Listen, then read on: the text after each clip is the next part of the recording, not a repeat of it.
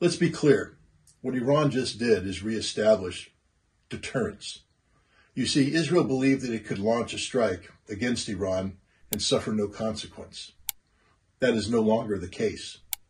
Right now, Israeli military officials are looking at the damage done to their bases, and they understand the following: that Iran deliberately chose not to inflict extremely lethal action against Israel, that Iran struck buildings designed to send a signal to Israel, and indeed to the United States, that it could do what it did in Nevatim, at Ramona, anywhere in Israel, anywhere in the Middle East. And there was nothing the United States or Israel could do in response. This is deterrence.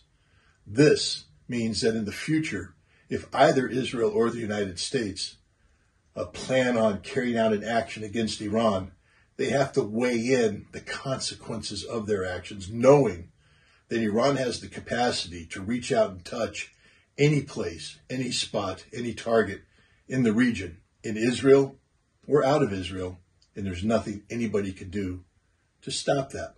This is why President Joe Biden has been on the phone with Benjamin Netanyahu, the Prime Minister of Israel, telling him, do not retaliate. The United States will not be a partner in any offensive action against Iran. Not because the United States is friendly to Iran, but the United States understands the consequences that will accrue should such an attack take place. You see, the United States has been deterred against further action against Iran. Now the question is, what will Israel do? Israel has been trying to lead the United States into a larger conflict with Iran for some time now. Indeed, some people have speculated that the Israeli attack against the Iranian consulate in Damascus was designed for just that purpose, to start a spiral of escalation that would ultimately lead to the United States being drawn into a larger conflict between Israel and Iran.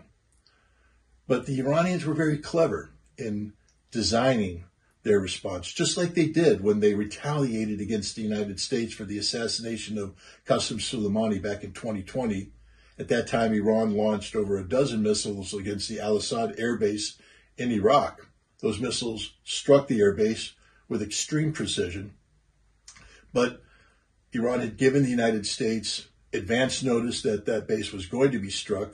The United States was able to put its people into bunkers, and Iran ended up destroying empty buildings. But it demonstrated to the United States that it had the capacity to strike any American base in the region with extreme precision and kill as many Americans as they wanted, if they wanted to do that. And America was deterred against future action of that sort. Will Israel be deterred? Again, the Israelis are waking up today, looking at the damage done, understanding that there isn't a place in Israel today that's safe from Iranian ballistic missile attack. That means that Israel understands that any escalation could mean the destruction of Israel. Israel probably isn't going to launch a response against Iran. Israel has been deterred from launching that response by the Iranian actions. And in this case, we could say that Operation True Promise was an extraordinarily successful operation, not only for Iran, but indeed for the world, because Iranian deterrence now is a reality that can hold Israel and the United States in check.